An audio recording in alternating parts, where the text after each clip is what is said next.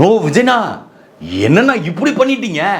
நான் என்னென்னமோ நினைச்சேன்னா, ஆனா கெத்தா மாசா எந்த கரூருக்கு நீ வரக்கூடாது, கரூருக்கு விஜய் அவர்கள் போகவே கூடாதுன்னு நீதிமன்றத்துக்கு போய் தீய சக்தி வழக்கு தொடுத்துச்சோ, அந்த வழக்கை அடிச்சு நொறுக்கி தூள் தூளாக்கி அதை உடைச்சு எரிஞ்சிட்டு எந்த இடத்துல நீ கால் வைக்க கூடாதுன்னு சொன்னியோ அந்த இடத்துல நான் கால் வைப்பேன்டா, நான் கெத்தாதான்டா இருப்பேன் அப்படின்னு உண்மையிலுமே பயங்கர மாசை இன்னைக்கு கரூர்ல விஜய் அண்ணன் காமிச்சிருக்காரு. மாசா அங்க கெத்து காமிச்சது மட்டும் இல்ல, அடிச்சு பேசினாரு பாருங்க, பஞ்ச் டயலாக், அதுலலாம் அரங்கமே அதிர்ந்துருச்சு. அதுவும் கடைசியா ஒரு பஞ்ச் பேசினாரு பாருங்க, இவங்களை சும்மா விடாதீங்க, வச்சு செஞ்சு விடுங்க அப்படின்னு அந்த கூட்டம் ஒட்டுமொத்தமா ஆர்ப்பரிக்கும் போது அந்த அரங்கமே அதிர்ந்துருச்சு. அந்த அதிர்வலையில எல்லா கட்சிகளும், இந்த தீய சக்தி தீந்து போன சக்தின்னு சொல்றாங்கல்ல, இந்த கட்சிகள் எல்லாம் பின்னங்கால் பிளறி அடிக்க ஓடித்தான் போகணும். இதே விஜயை பார்த்து ஓடிட்டாரு ஓடிட்டாரு ஓடிட்டாரு அப்படின்னு சொன்னவங்க எல்லாம் இன்னைக்கு நீங்க போய் கரூர்ல பாருங்க, அண்ணன் விஜய் அவர்கள் எப்படி மாசா ஒரு ஸ்பீச்சை கொடுத்திருக்காரு, எப்படி ரீஎன்ட்ரி கொடுத்திருக்காரு. இதெல்லாம் நீங்க வச்சு பார்க்கும்போது அவர் வந்து சினிமா ஸ்கிரிப்டுங்க, அது இப்படி தாங்க அப்படி பண்ணுவாங்க, இப்படி கொண்டு போய் அப்படி சுத்தி வந்தாதான் படம் சுவாரஸ்யமா இருக்கும் அப்படிங்கிறதுனால இப்படிலாம் பண்ணுவாங்க அப்படின்னு நீங்கள் அவர் மீது 1000 சொல்லலாம். ஆனா எங்க அண்ணன் விஜய் அண்ணன் இன்னைக்கு பேசின பேச்சு இருக்குல்ல, பயங்கர மாசுங்க.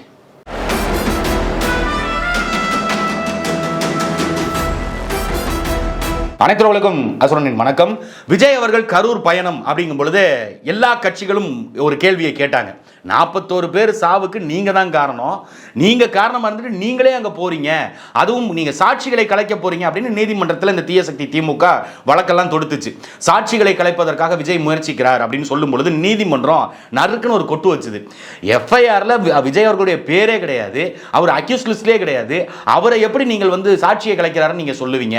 அதுல நீங்க எஃப்ஐஆர்ல பதிவு பண்ணி இருந்திருந்தா, அவர் பேரை சேர்த்து இருந்திருந்தா நீங்க சொல்றதுல ஒரு நியாயம் இருக்கு. ஆனா இதுல எந்த நியாயமும் இல்ல, தார்மீகமும் இல்ல அப்படின்னு நீதிமன்றம் அடிச்சு அனுப்பிட்டுருச்சு திமுகவை.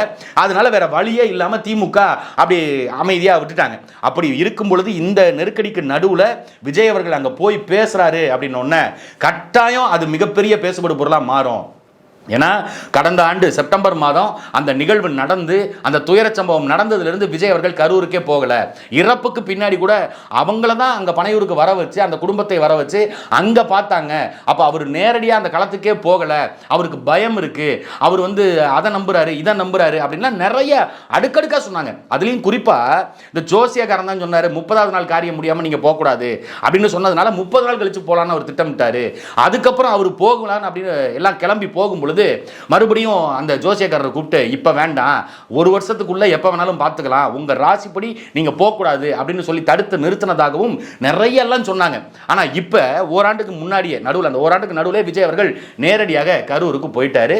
இன்னைக்கு மாலை வந்து அவங்களுக்கு 41 பேர் குடும்பத்தில் 32 பேருக்கு அரசு வேலையும் கொடுக்க போறாங்க. இது ஒரு பக்கம் இருந்தாலும், ஆனா விஜய் அண்ணன் பேசின பேச்சு ஆரம்பத்தில் இருந்து அந்த தொடங்கின விதமே வேற லெவல். நெஞ்சில குடி இருக்கும், தலையில முடி இருக்கும் அப்படின்னு ஆரம்பிச்சு அடுக்கடுக்கான கேள்விகளை அன்னைக்கு இருந்த காவல்துறையை பார்த்து கேள்வி கேட்டிருக்காரு.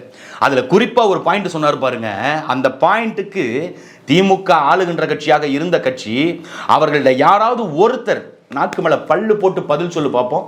பெரம்பலூர் கூட்டத்துக்கு போகும் பொழுது தாமதம் ஆயிருச்சு, இங்க கூட்டம் அதிகமா இருக்குது, வராதிங்கன்னு சொன்னப்ப எங்க அண்ணன் விஜய் என்ன சொல்லியிருக்காரு, இன்னைக்கு கூட்டத்தில் பேசி இருக்கிறாரு, போய் அதெல்லாம் யாராவது எடுத்து கேளுங்கப்பா, மக்களுடைய பாதுகாப்பு ரொம்ப முக்கியம், நேரம் வேற கடந்துருச்சு, அப்ப வேண்டாம் அப்படின்னு சொல்லி அந்த வழியோடு அவர் திருப்பி நேரடியாக சென்னைக்கு போயிட்டாரு. சென்னைக்கு போயிட்டு அங்க அடுத்த நாள் மன்னிப்பும் கேட்டார் பெரம்பலூர் மக்கள்கிட்ட, பெரம்பலூர் மாவட்ட மக்கள்கிட்ட, நான் வர முடியாம போயிருச்சு, ரொம்ப காலதாமதம் ஆயிருச்சு, அதனால நீங்க மன்னிச்சுக்கங்க அப்படின்னு மன்னிப்பு கேட்டவர். அவரை போய் நீங்க இப்படி இந்த கரூர் இதுல வந்து குற்றம் சுமத்துறீங்களே, உங்களுக்கு கொஞ்சமாவது நியாயம் இருக்கா? கரூர் கூட்டத்துக்கு போகும்பொழுது காவல்துறை ஏன் தடுக்கல அப்படின்னு ஒரு கேள்வி அண்ணன் விஜய் அவர்கள் வச்சிருக்காரு. இதுக்கு தமிழ்நாடு காவல்துறை பதில் சொல்லுமா? அன்னைக்கு இருந்த காவல்துறை அதிகாரிகள் பதில் சொல்லுவீங்களா? ஏன் நீங்க கூட்டத்துக்கு போகும்போது எங்க அண்ணன் விஜய் தடுக்கல? எதனால வண்டியை வந்து நீங்க கூட்டத்துக்குள்ள கொண்டு போவாதீங்கன்னு நீங்க சொல்லல?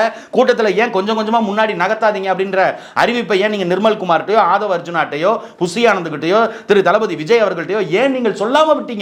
கரூர் காவல்துறை இதை திட்டமிட்டு சதி செஞ்சிருக்கு அப்படின்னு அண்ணன் விஜய் அவர்கள் குற்றச்சாட்டு வைக்கிறாரு. ஆனா நமக்கு என்ன தோணுச்சுன்னா, பெரம்பலூர் கூட்டத்துக்கு போனது நைட்டு 11 மணிக்கு போறதா போயிட்டு இருந்துச்சு. அது 10 மணியை தாண்டிடுச்சு அப்படிங்கிறதுனால அனுமதியை தமிழ்நாடு காவல்துறை மறுத்துச்சு அப்படின்ற செய்தி தான் நமக்கு சொன்னாங்க. ஆனா அண்ணன் விஜய் சொல்றது கொஞ்சம் புதுசா இருக்குல்ல. உருட்டுனாலும் உருட்டு தினுசா உருட்டுறாப்ல. அப்படி பெரம்பலூர் கூட்டத்தை ரத்து பண்ணவங்க ஏன் கரூர் கூட்டத்தை ரத்து பண்ணல அப்படின்ற கேள்வியை நீங்க மனசுல வச்சுக்கணும். இன்னொன்னு, கரூர் கூட்டத்தை ரத்து செய்ய சொல்லி தமிழ்நாடு காவல்துறை எங்களுக்கு ஒத்துழைப்பு கொடுக்கலன்னு சொல்லி எஸ்ஓபின்னு ஒன்று நீங்க போட்டிருக்கீங்க அப்படின்னு சொல்லி நீதிமன்றத்தில் வழக்கு தொடுத்தது யாருன்னா டிவிகே தான். அந்த கேள்வியை நீங்க கேட்கக்கூடாது, அதையெல்லாம் நீங்க மறந்துடணும். ரெண்டாவது, கரூருக்கு வரும்பொழுது நைட்டு 10 மணி இல்லை, சாயங்காலம் ஒரு 4 மணிக்கு ஆரம்பிச்சு கொஞ்சம் கொஞ்சமா பைபாஸ்ல இருந்து வந்து 6 மணி 7 மணிக்கு அந்த சம்பவம்லாம் நடந்துருச்சு. அப்படி இருக்கும்போது அண்ணன் விஜய் அந்த ஒரு முக்கியமான கேள்வியை அதில் வச்சிருக்கிறாரு. ஏன் நீங்க எங்களுக்கு தகவல் சொல்லல? இவ்வளவு கூட்டம் இருக்கு, நீங்க கூட்டத்தை கட்டுப்படுத்த முடியாது, காவலர்கள் போதுமான எண்ணிக்கையில் இல்லை, அதனால நீங்க உள்ள வராதீங்கன்னு சொல்லி இருந்திருந்தா இந்த வழி ஏற்பட்டிருக்குமா அப்படிங்கிறத கேள்வி கேட்கிறாரு. அது மட்டும் இல்லாம மழலை சிரிப்பு கூட மாறாத அந்த பச்சிளம் குழந்தைகள் யாரு? நம்ம அண்ணன் விஜயனோட தங்கச்சியோட மகள்கள், அக்காவினுடைய மகன்கள், அவங்களை இழந்திருக்காருங்க. அவருக்கு எவ்வளவு வலி இருக்கும் நெஞ்சில, அவர் எவ்வளவு வருத்தப்பட்டிருப்பாரு. எங்க பெரம்பலூர் மக்கள்கிட்ட பார்க்கலங்க, இன்னொரு தடவை பார்க்குறேன்னு சொன்னதுக்கே மன்னிப்பு கேட்டவருங்க, வழி தாங்க முடியாம அவர் போய் 41 பேர், அதுவும் பச்சிலம் குழந்தைகளை இழந்துட்டு நிற்கிற அவர் எவ்வளவு வழியில இருந்திருப்பாரு. அவரை போய் நீங்க குற்றம் சாட்டுறீங்களே, உங்களுக்கு கொஞ்சமாவது மனசாட்சி இருக்கா? ஈவு இரக்கம் இருக்குதா? மனசுல ஈரம்ங்கிறது எங்கேயாவது ஒரு இடத்துல இருக்குதா? அவரை போய் நீங்க குறை சொல்றீங்க. அப்படி எங்க அண்ணன் விஜய் அவர்கள் அன்னைக்கு அப்படி பேசியிருக்காரு. ஏன்னா ஒரு பேச்சு இருக்கும்போது அதுல சென்டிமெண்ட் இருக்கணும், பஞ்ச் டயலாக் இருக்கணும், அதில் உங்களுடைய பாசத்தை கொட்டணும், அந்த நடிப்பு திறன்கிறதை அதில் வெளிப்படுத்தணும். அந்த மாதிரி போனால் தான் அது சரியாக இருக்கும். அப்படி எங்கள் அண்ணன் விஜய் அவர்கள் அந்த மழலை சிரிப்பு மாறாத குழந்தைகளுக்காக வழியில் அவர் இருக்கும் பொழுது ஓடி போயிட்டாரு அப்படின்னு அன்னைக்கு இருந்தவர்கள் கிண்டல் செய்தீங்க. எங்க ஓடினாரு? அதுக்கு தான் இன்னைக்கு கடைசியா ஒரு கேள்வி கேட்டிருக்காரு. அன்னைக்கு என்னைய பார்த்து ஓடிட்டேன்னு சொன்ன கரூர் கம்பெனி முதலாளி இன்னைக்கு அவரு ஓடிக்கிட்டு இருக்காருங்க. எடுத்தேம்பாரு ஓட்டம் அப்படின்னு ஓடு வர்றாம்பாரு வேட்டக்காரன் அப்படின்னு சொல்லி இன்னைக்கு நாங்க வர்றோம் அப்படின்னு அவர் ஊரூரா ஓடிட்டு இருக்காரு. இன்னொருத்தர் சிங்கப்பூருக்கு சிகிச்சைக்கு ஓடிட்டாரு. இந்த மாதிரி தோண்ட எவ்வளவு வருமோ அப்படின்னு அண்ணன் விஜய் அவர்கள் கேட்டிருக்காரு. நீங்க மட்டும்தான் கேலி கிண்டல் பண்ணுவீங்களா? திமுக மட்டும்தான் கேலி கிண்டல் பண்ண தெரியுமா? எங்க அண்ணன் விஜய்க்கு தெரியாதா? இந்த இன்னைக்கு கேட்டிருக்காருல, ஏன் ஓடுனீங்க அப்படின்னு. அப்ப நீங்க குறுக்க சால் ஓட்டி கேட்கலாம், ஏங்க அவ்வளவு வழியோட இருந்தவர் அவர் ஏங்க திருச்சி ஏர்போர்ட்டுக்கு போய் பிரஸ்ஸை கூட சந்திக்காம ஓடினாரு? அந்த கேள்வியெல்லாம் நீங்க கேட்கக்கூடாது. அதை நீங்க கேட்டீங்கன்னா நீங்க தீய சக்தியா மாறிடுவீங்க. அதனால அதெல்லாம் விட்டுருங்க. ஏன்னா அவருக்கு அவ்வளவு வலி, துக்கம் தொண்டை அடைக்குதுன்னு சொல்லுவாங்கல்ல, அந்த மாதிரி துக்கம் தொண்டை அடைச்சிக்கிச்சு. அவரால் அன்னைக்கு பேசக்கூட முடியாது. 41 பேர் கண்ணு முன்னாடி செத்து போனதை பார்த்துட்டு, அதுவும் அவரை நம்பி வந்த சனம், எனக்கு பணமா சனமா அப்படின்னா எனக்கு ஜனம்தான் முக்கியம். ஆமா, உங்களை பார்க்க வந்தா பிணமா போயிடுவாங்க. அப்படித்தான் 41 பேர் பிணமா போயிட்டாங்க. நீங்கள் ஜனத்தை பார்க்கல, பிணத்தை பார்த்துட்டீங்க. அதனால உங்களுக்கு துக்கம் தொண்டை அடைச்சதுல ஐயா விஜயால பேச முடியாம போயிருச்சு. அதை தாண்டி வேற ஏதாவது ஒரு குற்றச்சாட்டு சொல்ல முடியுமா? கேட்டா சொல்லுவீங்க. இன்னைக்கு நீங்கள் சிங்கப்பூருக்கு ஓடிட்டாருன்னு சொல்றீங்களே, அதுக்கு பக்கத்துல இருக்கிற மலேசியாவுக்கு நீங்க அன்னைக்கு இசை வெளியீட்டு விழாவுக்கு போனீங்களே, ஜனநாயகனுடைய அந்த நிகழ்ச்சிக்கு போனீங்களே, இவ்வளவு வழி இருக்கக்கூடியவர் எப்படி அங்க போனீங்க அப்படின்ற கேள்வியை நீங்க கேட்கக்கூடாது. அது தொழில், இது மக்களுக்கான அரசியலையும் தொழிலையும் நீங்க ரெண்டுத்தையும் பின்னி பிணையக்கூடாது. அங்க போனா கூத்தாடி வேஷம் போட்டா சிரிக்க சொன்னா சிரிக்கணும், அழுவ சொன்னா அழுவணும், நடிக்க சொன்னா நடிக்கணும், காலில் உழுவ சொன்னா உழுவணும், சண்டை போட சொன்னா சண்டை போடணும். அது எல்லாமே ஆன் கேமரால. ஆஃப் கேமரால இருக்கும் பொழுது எங்க அண்ணன் விஜய் அவர்கள் கதறி அழுதது கூட இருந்த ஜெகதீஷுக்கு மட்டும்தான் தெரியும். கூட போன புசியானந்த் வகைராக்கள் அவங்களுக்கு மட்டும்தான் தெரியும். ஜான் ஆரோக்கியசாமி வகைரா இருக்காங்கல்ல, அவங்களுக்கு மட்டும்தான் தெரியும். ஆதவ அர்ஜுனா அவர்களுக்கு மட்டும்தான் தெரியும். அவரை பார்த்து நீங்க ஓடுகாலிங்கிறீங்க. எப்படி நீங்க ஓடுனீங்க? எங்க அண்ணன் விஜயை பார்த்து கேட்குறீங்க. நீங்க அந்த வார்த்தையை யாரை பார்த்து கேட்டிருக்கணும்? அவ்வளவு பேர் 41 பேர் செத்து போயிட்டாங்க. அந்த கொஞ்சம் கூட ஈவு இறக்கமே இல்லாம ஒருத்தர் போய் பேஸ்கெட் பால் மேட்ச் விளையாண்டாரு பாருங்க, அவரை நீங்க திட்டுங்க, அவரை நீங்க கேள்வி கேளுங்க. நாங்க அதை ஏதாவது நாங்க மறுக்கிறோமா? ஏன் எப்ப பார்த்தாலும் எங்க அண்ணன் விஜய் அண்ணனையே ஓடுகாலிங்கிறீங்க? ஆதவர்ஜுனாவை தானே ஓடினாரு, அவரையும் சொல்லுங்க. ஆனா திமுக, தீய சக்தி திமுக ஆதவர்ஜுனா மீது குற்றச்சாட்டு வைக்குமா? வைக்காது. ஏன் வைக்காது? அவங்க டார்கெட்டு விஜய் அண்ணன் மட்டும்தான். அப்ப விஜய் அண்ணனை எப்படியாவது முடிச்சிடணும், சோழியை முடிச்சு விட்டுறணும், அவர் வந்து ஆட்சிக்கு வரக்கூடாது. இப்பயும் பாருங்க, ஆட்சியை கவிழ்ப்பதற்கு என்னென்ன சதியெல்லாம் பண்றாங்க. அதுக்கு ஒரு பஞ்ச் டைலாக். ஏன்னா அண்ணன் வந்து ஸ்கிரிப்ட் எழுதும்போது சும்மாலாம் கிடையாது. அண்ணன் விஜய் அண்ணன் கரெக்டா பெர்ஃபெக்டா எந்தெந்த கேள்விக்கு என்னென்ன பதில் சொல்லணும், எந்த இடத்துல எப்படி வந்து திரும்பி பார்க்கணும், மக்களை வந்து எப்படி ரசிக்கணும், மக்கள்கிட்ட வந்து எப்படி அதை கன்வே பண்ணணும், எல்லாம் தெரிஞ்சவர் தான். குதிரை பேரை நடத்துறீங்க, கழுத பேரை நடத்துறீங்க, ஒட்டக பேரை நடத்துறீங்க. எங்க அண்ணன் தளபதி யாரு? எங்க அண்ணன் விஜய் அண்ணன் யாரு? ஓட்டுக்கு காசு கொடுக்கின்ற இந்த முறையவே அடிச்சு சுக்குநூறா நொறுக்கி இருக்கிறாங்க. ஓட்டுக்கு ₹1 காசு யாருமே கொடுக்கல. சேலம் பார்த்திபன் கொடுத்தாரு அப்படின்னு பக்கத்து தொகுதியில் இருக்கிறவர் வந்து குற்றச்சாட்டு வைக்கிறாரு அப்படின்னா, மாவட்ட செயலாளர் குற்றச்சாட்டு வைக்கிறாருன்னா, அதெல்லாம் நீங்க வந்து பெருசாக்கிக்க கூடாது. எங்க அண்ணன் விஜய்க்கு தெரிஞ்சு யாரும் கொடுக்கல. விஜய்க்கு தெரியாம யாராவது கொடுத்திருப்பாங்க. நிறைய ஓட்டுக்கு காசு கொடுக்கப்பட்டிருக்கும். ₹200 கொடுத்துருக்கலாம், ₹500 கொடுத்துருக்கலாம், ₹1000 கொடுத்துருக்கலாம், ₹2000 கொடுத்துருக்கலாம். ஆனா எங்க அண்ணன் விஜய் அண்ணனுக்கு இதெல்லாம் எதுவுமே தெரியாது. கட்சியில் யார் என்ன செய்கிறாங்க, யார் வந்து ஓட்டுக்கு காசு கொடுத்தாங்க, யார் வந்து ஊழலுக்கு ஊற்றுக்கண்ணா இருக்கிறாங்க, அதெல்லாம் தெரியவே தெரியாது. இன்னைக்கு நடக்கிற ஆட்சி எப்படிப்பட்ட ஆட்சி? நேர்மையான ஆட்சி, ஊழலை மொத்தமாக ஒழித்து விட்ட ஆட்சி. ஆனால் அதை மீறியும் விகடன் வந்து எழுதியிருக்கிறாங்க, தனியார் பள்ளிகள்கிட்ட வந்து பணம் வாங்கியிருக்கிறாங்க அப்படின்னு அந்த ஊழல்லாம் எழுதியிருக்காங்கன்னா, அதெல்லாம் நீங்கள் பெருசாக பேசக்கூடாது. அதெல்லாம் விட்டுருங்க. அதெல்லாம் விட்டுட்டு இன்னைக்கு அவர் பாட்டு பாடினாரு பாருங்க, அதை பற்றி நீங்கள் பேசுங்க. அவர் பஞ்ச் டைலாக் பேசும்போது இவங்க எடுத்தேன் பாரு ஓட்டம்னு சொல்கிறாங்கல்ல, அவங்க முதல்ல ஓடினாங்க சட்டமன்றத்துக்குள்ள, வாயை திறங்க சிஎம் அப்படின்னாங்க. இவர் வாயை திறந்து பார்ட்டி ஃபண்டுன்னு சொன்ன உடனே இவங்க எல்லாரும் ஓடினாங்க பாருங்க. அப்போ ஒரு டைலாக் சொன்னார் பாருங்க, குற்றமுள்ள நெஞ்சு தான் குறுக்குறே அப்படின்னு சொல்லி, யாரு? நம்ம என்ன விஜய். அது குற்றமுள்ள நெஞ்சு குறுகுறுக்கும் அப்படின்னு சொல்றது போல குறுக்குறுக்கும் அப்படின்னு குறுக்குறே விற்கிறதுக்கு அவர் வந்திருக்கிறாரு. இன்னைக்கு கரூர்ல குறுக்குறே வித்திருக்கிறாரு அப்படின்னு நீங்க கிண்டல் பண்ணுவீங்க. இந்த கிண்டலுக்கு, இந்த கேலிக்கு, இந்த ஏளனத்துக்கு தமிழே பேச தெரியல, தமிழ் மொழியில உச்சரிப்பு சரியா இல்லை அப்படின்னு நீங்க வந்து எங்க அண்ணன் விஜய் எவ்வளவு கிண்டல் பண்ணாலும் மக்கள் அவங்க பக்கம் தான் இருக்கிறாங்க, மக்கள் விஜய் பக்கம் தான் இருக்கிறாங்க அப்படின்னு யார் சொன்னாங்க? நாதர்ஸே சொன்னாங்கிற மாதிரி எங்க அண்ணன் விஜயே சொல்றாரு, நாட்டு மக்கள் எல்லோரும் என் கூட தான் இருக்கிறாங்க, தீய சக்தி திமுகவை ஒழிச்சிருவோம். நீங்க வந்து எங்களை வந்து வாஷிங் மிஷின்லாம் கிண்டல் பண்றீங்க, சோஃபான்லாம் கிண்டல் பண்றீங்க, நீங்க தான் வெண்டிங் மிஷினு. அதாவது அந்த ஊழலை, இந்த பார்ட்டி ஃபண்டு, இந்த மாதிரி அரசியல் கேடுகட்ட இந்த குதிரை பேர அரசியல், கழுதை பேர அரசியல், அப்புறம் ஒட்டக பேர அரசியல், இந்த அரசியலை தொடங்கி வச்சதே நீங்க தான் அப்படின்னு தீய சக்தியை பார்த்து அந்த டயலாக் பேசியிருக்காரு. இதுக்கு திமுக இருந்து பதில் வருமா? தீய சக்தி திமுக இதுக்கெல்லாம் பதில் கொடுக்குமா? இந்த குதிரை பேரம், ஒட்டக பேரம், இந்த கழுத பேரம் அப்படின்னு சொல்லி நீங்க சொல்றதெல்லாம் யாரை சொல்றீங்க? எம்ஆர் விஜயபாஸ்கர், சி விஜயபாஸ்கர், அப்புறம் அந்த இவர் அம்பாசமுத்திர சட்டமன்ற உறுப்பினர், தர்மபுரி அந்த தொகுதியிலிருந்து போன அந்த சட்டமன்ற உறுப்பினர்கள், இவங்க எல்லாத்தையும் தானே இந்த குதிரை பேரத்தில் ஈடுபட்டாங்க. இந்த கம்யூனிஸ்டுகள் இவங்களெல்லாம் சேர்த்துக்கிட்டது தானே குதிரை பேரத்தில் ஈடுபட்டாங்கங்கிறீங்க. இந்த விசிகாவை வந்து கூட்டணியில் சேர்த்துக்கிட்டது, திமுக கூட்டணியில், தீய சக்தி கூட்டணியில் இருந்த எல்லாரையும் தூக்கி அவங்க கூட்டணியில் வச்சுக்கிட்டு அந்த கட்சியில் இருக்கிற எல்லாரையும் ஒவ்வொருத்தராக தூக்குறதுக்கு பேர் தானே குதிரை, கழுத, ஒட்டக பேரம்னு சொல்றீங்க. இதில் யாரு குதிரை, யாரு கழுத, யாரு ஒட்டகம் அப்படிங்கிறதையும் திமுக தீய சக்தி சொல்லுமா? எங்க அண்ணன் விஜய் அதெல்லாம் சொல்ல மாட்டாரு. அவருக்கு குதிரையோ கழுதையோ ஒட்டகமோ எதா இருந்தா என்ன, தூக்கி அள்ளி உள்ள போடு அப்படின்னு சொல்லி போட்டுக்கிட்டு இருக்காரு. இந்த குற்றச்சாட்டை நீங்கள் நிரூபிக்க முடியுமா? திமுகவால நிரூபிக்க முடியுமா இவங்களுக்கு இவ்வளவு காசு கொடுத்துருக்காங்க அப்படின்னு? போற போக்குல நீங்க எங்க அண்ணன் எம்ஆர் விஜயபாஸ்கர், எங்க அண்ணன் சி விஜயபாஸ்கர், இப்படி அதிமுக கலந்து போறவங்க எல்லாம் கழுதைன்னு சொல்லி விமர்சிப்பீங்களா? தீய சக்திக்கு அவ்வளவு திராணி இருக்குதா? எங்க உங்க கரூர் கேங்கு, உங்க கரூர் கம்பெனி ஓனர் செந்தில் பாலாஜி, அவரை வந்து மறுபடியும் கரூர்ல நிக்க சொல்லுங்க பாப்போம். நிப்பாரா? நிக்க மாட்டாரு. ஏன்னா எங்க அண்ணன் விஜயினுடைய மாஸ் ஸ்பீச் அப்படி. நீங்க செஞ்ச அந்த கொடுமை, அந்த கொடுமையை மறக்கவே கூடாது. இது வந்து வரலாற்றுல தீய சக்தி செய்த மிக முக்கியமான கரை. அந்த கரையை மக்களுக்கு ஞாபகப்படுத்திக்கிட்டே இருக்கணுங்கிறதுக்காக எங்க அண்ணன் விஜய் சிறப்பு திட்டத்தை சொல்லியிருக்காரு. சிறப்பு திட்டம் எவனுமே கனவுல கூட யோசிச்சிருக்க மாட்டான். 41 குடும்பத்தை கை விட்டுட்டாரு, 41 பேர் குடும்பத்தை வந்து அவர் ரோட்ல விட்டுட்டாரு, அவர் அவங்க வீட்டில் கூட போய் பார்க்கல, அப்படி இப்படின்னு எவ்வளவு கிண்டல் பண்ணீங்க. 41 பேர் இறந்ததனுடைய நினைவாக நினைவு சின்னத்தை அங்கே அமைக்க போறோம். எங்க டிவிகே கட்சி சார்பில் கரூர்ல நாங்கள் நினைவு சின்னம் அமைப்போம் அப்படின்னு சொல்லி அண்ணன் விஜய் அவர்கள் சொல்லியிருக்கிறாரு.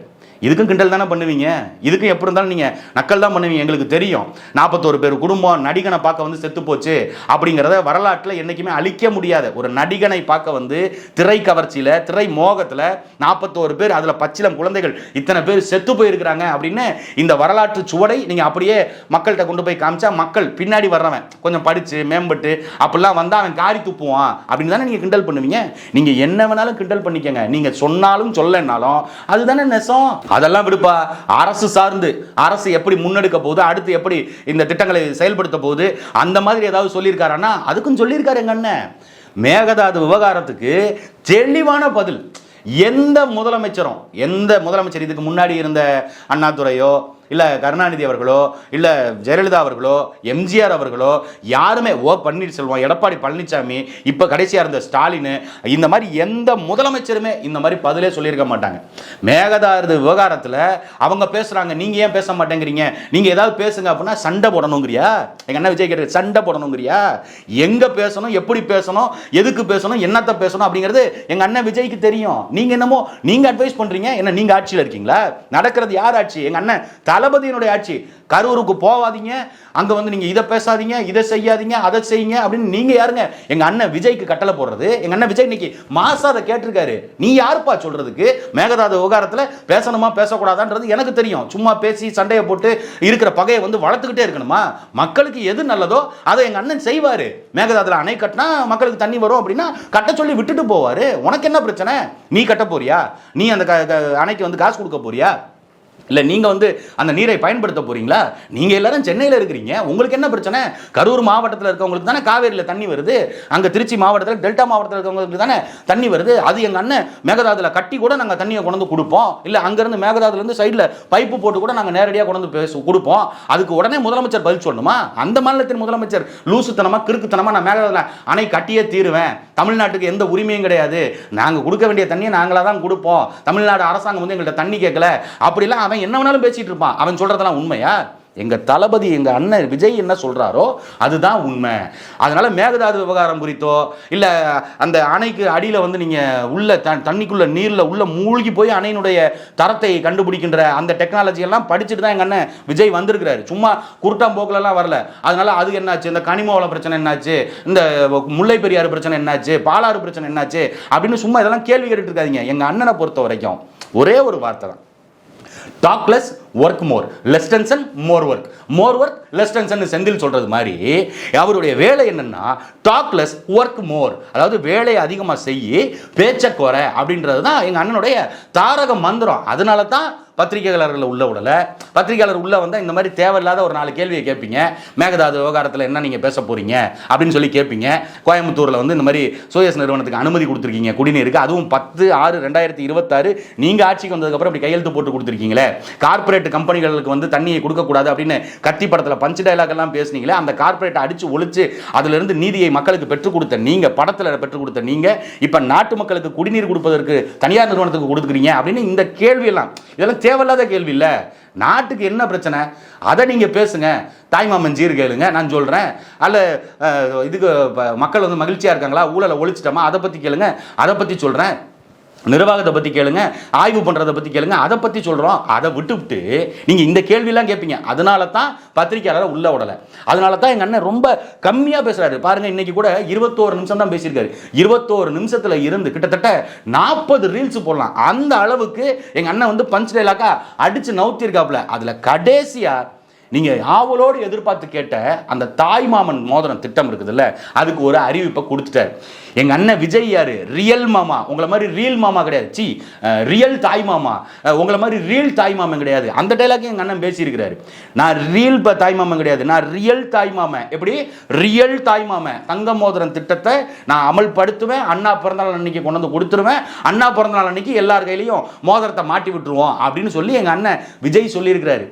பெண்கள், அதுவும் குறிப்பாக கர்ப்பமாக இருக்கிற பெண்கள், அவங்களுக்கு எல்லாம் வந்து எவ்வளோ மகிழ்ச்சிகரமான ஒரு செய்தியை கரூர் துயர சம்பவத்துக்கு போய் துக்கம் விசாரிக்க போன இடத்துல, அரசு பணி அவங்களுக்கு கொடுக்குற இடத்துல எங்கள் அண்ணன் இப்படி ஒரு முத்தாய்ப்பான திட்டத்தை அறிவிச்சுட்டு வந்திருக்காரு. அதுக்கும் நாளைக்கு நீங்கள் கிண்டல் பண்ணுவீங்க. ஏய், எங்களுக்கு தெரியும்பா இந்த தீய சக்தி திமுக என்ன பண்ணும்னா, தங்க மோதிரம் திட்டம் கொடுக்குறேன்னு சொன்னீங்க, அது ஏன் நீங்கள் அரசு மருத்துவமனையில் பிறக்கிற குழந்தைக்கு மட்டும் கொடுக்குறீங்க?